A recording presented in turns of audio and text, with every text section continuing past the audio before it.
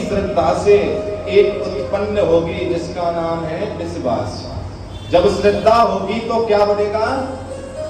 विश्वास बढ़ेगा, और विश्वास जब बढ़ेगा तो क्या मिलेगी? है जी, क्या मिलेगी? भक्ति मिलेगी। और भक्ति जब तुम्हें मिलेगी तो भक्ति से क्या होगा? नहीं, मुक्ति मिलेगी। श्रद्धा से विश्वास, विश्वास से भक्ति, और भक्ति से मुक्ति। और जब तुम मुक्ति के करीब होंगे ना, वही मुक्ति तुम्हें मोक्ष देगी, और वो मोक्ष ही तुम्हें मेरे शंकर से मिलाएगा और कोई नहीं मिलाएगा। वही मोक्ष तुम्हें मेरे शंकर से मिलाएगा। तो इन 6 चीजों को हमें याद रखना है। अगर इन 6 बातों पर आप खड़े रहे, अटल रहे, तो आपको हर एक एक शब्द में, हर एक एक कड़ में मेरे शंकर ही नजर आएगा। शंकर के अलावा दूसरा कोई नजर नहीं। हमारे गुरुदेव कहा करते थे, राम की पूजा करोगे ना तो राम की भक्त कहलाओगे, कृष्ण की पूजा करोगे कृष्ण के भक्त कहलाओगे, पर मेरे शंकर की पूजा करोगे तो राम और कृष्ण ही तुम कहलाओगे। शंकर वो है कि मेरे शंकर से ही सब उत्पन्न है। भागवत कथा सुन लो, भागवत कथा में किसके पहला कौन की कथा आती है? पहले शंकर बाबा की। राम कथा सुनते हैं तो किसकी कथा आती है? पहले शंकर बाबा की। बगैर शंकर के तो कृष्ण और राम अधूरे हैं। फिर हम काहे को अपना रोग नंबर लगा रहे हैं? हम अपने बाबा को छोड़ गए और बाबा की संतान के पीछे लग गए। अरे ये तो वो अगर नानी भूत बामन भोलेनाथ है, ये वो कृपा में है मेरा बाबा भोलेनाथ। आप सबने कथा सुनी होगी, कोई चोर मंदिर में चोरी करने गया, शिवलिंग पे ही चढ़ गया, क्या हुआ? फिर बाबा प्रकट हो गए, मांग भगत क्या चाहिए तुझे? देखो एक चोर चोरी करने गया और वो शिवलिंग पर चढ़ गया बाबा की, पर तो बाबा प्रसन्न हो गए। भगत मांग क्या चाहिए तुझे? बोला बाबा मैं तो चोर हूं। अरे पगले, दुनिया जल चढ़ाती है, कोई दूध चढ़ाता है, कोई बेल पत्र चढ़ाता है, कोई फल चढ़ाता है, तू तो पूरा ही चढ़ गया मेरे ऊपर। तू तो पूरा ही चढ़ गया, तेरे जैसा भगत नहीं देखा मैंने। मांग क्या चाहिए तुझे? सोच कर देखो ना मेरे बाबा कितना कृपा में है, कितना करुणा में है। सोचो मेरा भोलेनाथ कितना करुणा में है, क्योंकि मेरा बाबा भाव देखता है, मेरा बाबा भक्ति देखता है और कुछ नहीं देखता है। वो तो कृपा में है। ऐसे भोलेनाथ की कथा में हम सब एकत्रित होकर विराजमान हैं। ऐसे करुणा में बाबा भोलेनाथ की कथा में हम सब विराजमान हुए हैं। और ध्यान रखना जीजियो, ये तुम्हें अवसर बार बार नहीं मिलेगा, ये भी ध्यान रखना। और कथाएं सुनने का अवसर मिल जाएगा, पर शिव महापुराण की कथा सुनने का अवसर बार बार प्राप्त नहीं। ये 7 दिवसीय जो शिव महापुराण की कथा है ना, ये जन्म मृत्यु के चक्कर से मुक्त कराती है। ये तुम्हारे दुखों को दूर कराती है, ये काया के दुखों को दूर कराती है, ये माया के भी दुखों को दूर कराती है। पुनरपि जननम पुनरपि मरणम पुनरपि जननी जठरे सैनम, बार बार जन्म लेना, बार बार मरना। इस काल चक्र से अगर तुम्हें कोई मुक्त करा सकता है तो वो मेरा शंकर है, वो मेरा भोलेनाथ। ऐसे प्रभु करुणा में है, ऐसे कृपा में मेरे आशीश्वर महादेव, ऐसे कृपा में मेरे बाबा भोलेनाथ की कथा में हम प्रवेश करने जा रहे हैं। अच्छा बताओ एक प्रेम प्रश्न, आप मकान बना ले सकते हो, गाड़ी ले सकते हो, धन दौलत बढ़ा सकते हो, संतान हो सकती है, पर यहाँ पर कोई बैठा हुआ ये दावा से कह सकता है मैं सुखी हूं? कोई दावे से ये कह सकता है यहाँ सब बैठे हुए कि मैं सुखी हूं? क्यों क्यों नहीं हो आप सब सुखी?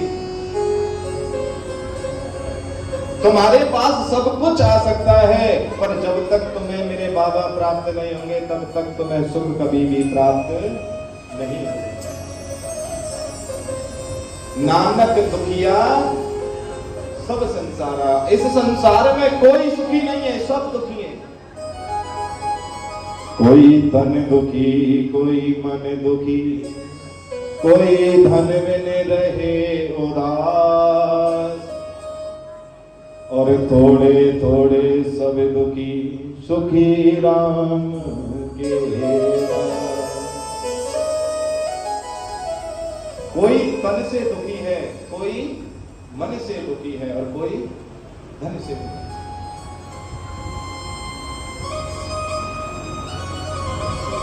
आपके पास में मैंने ऐसे ऐसे सेठों को देखा है साहब, जिनके घर पर पैसों की कोई कमी नहीं है। ऐसे ऐसे सेठों को देखा है, करोड़ों अरबों रुपयों का तो यही नहीं पता वो पैसे कहां पड़े हैं उनके। और जब वो शाम को भोजन करते हैं ना, भोजन करते समय उबले हुए पानी, दाल के पानी से रोटी खाते हैं। हमने पूछ लिया सेठ जी से, सेठ जी पैसे की कमी नहीं और ये पानी से रोटी क्यों खा रहे हो? तो सेठ जी कहते हैं कि गुरुजी क्या बताऊं, डॉक्टर कहता है कि ये तला हुआ और ये सब खाओगे ना तो ये हार्ट की प्रॉब्लम और बढ़ जाएगी, इसलिए मैं पानी से रोटी खाता हूं। बताओ क्या करेगा उस धन का? वो क्या फायदा उस धन का?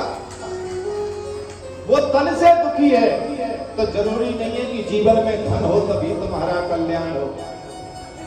कोई मन दुखी, लाखों करोड़ों रुपए हैं, सोच रहा है बेटे की शादी बड़े धूमधाम से करूंगा, और सुबह चक्कर देख रहा बेटा तो नौकरानी की बेटी को भगा ले गया।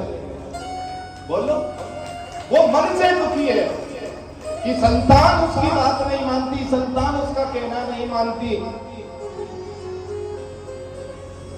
कोई धन बिन रहे उदास, सुबह से शाम तक मजदूर आदमी मेहनत करते हैं, 200-250 रुपए कमाते हैं, और वो बेचारे घर जाते हुए सोच रहे हैं बीवी के लिए ले जाऊं, बच्चों के लिए ले जाऊं, या पॉकेट का खर्चा रखूं, या अपना घर चलाऊं, तो करूं क्या? कोई धन बिन रहे उदास, और थोड़े थोड़े सब दुखी। कोई यहाँ संसार में सुखी नहीं है, यहाँ सब दुखी है, और दुख पर दुख बढ़ता जा रहा है, घट नहीं रहा। फिर भी देखो, हाय बेटा, हाय बेटी, बस उस मोह में और माया में लगे पड़े हैं।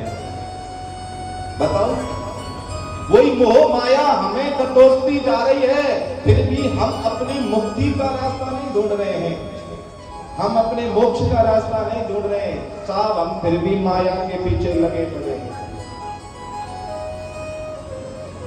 अरे इस संसार में अगर तुम आए हो, आज मेरी एक बात ध्यान से श्रवण कर लेना जीजियो।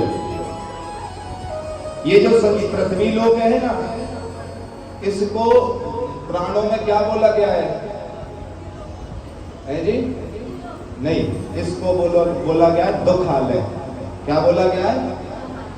दुखालय का मतलब क्या होता है? जहां पर दुख ही दुख होते हैं, सुख नहीं होता है। राम आए तो राम ने दुख उठाया, कृष्ण आए तो कृष्ण ने दुख उठाया, तो तुम किस खेत की क्या हो? गाजर। मूली नहीं बोलना, असब नहीं, मीठा बोलना चाहिए हमेशा। क्या हो? किस खेत की? गाजर। बोलो हर हर संकट हर। तो ये पृथ्वी लोक क्या बोला जाता है? दुखालय। और जब यहाँ दुख ही दुख है, तो हम अपना रॉन्ग नंबर क्यों लगा रहे हैं? मिलेगा सुख? तुम मंत्रालय में जाकर कहो हमें पुस्तक दे दे, मिल जाएगी पुस्तक मंत्रालय में जाके, और पुस्तकालय में जाकर कहो मदरा दे दे, मिल जाएगी मदरा। तो जब तुम जानते हो कि ये पृथ्वी लोक दुख आलय है, यहाँ पर दुख ही दुख मिलेगा, तो फिर क्यों सुख की कल्पना करते हो? काय को सुख की चिंता करते हो? फिर इस संसार में कोई भी प्राणी इस पृथ्वी लोक पर अगर आया है तो वो कभी सुखी नहीं रह सकता। किसी को किसी चीज का दुख, किसी को किसी चीज का दुख लगा ही रहे। अगर सुखी रहना है तो मेरे बाबा की शरण में जाना होगा, मेरे भोलेनाथ की शरण में जाना होगा।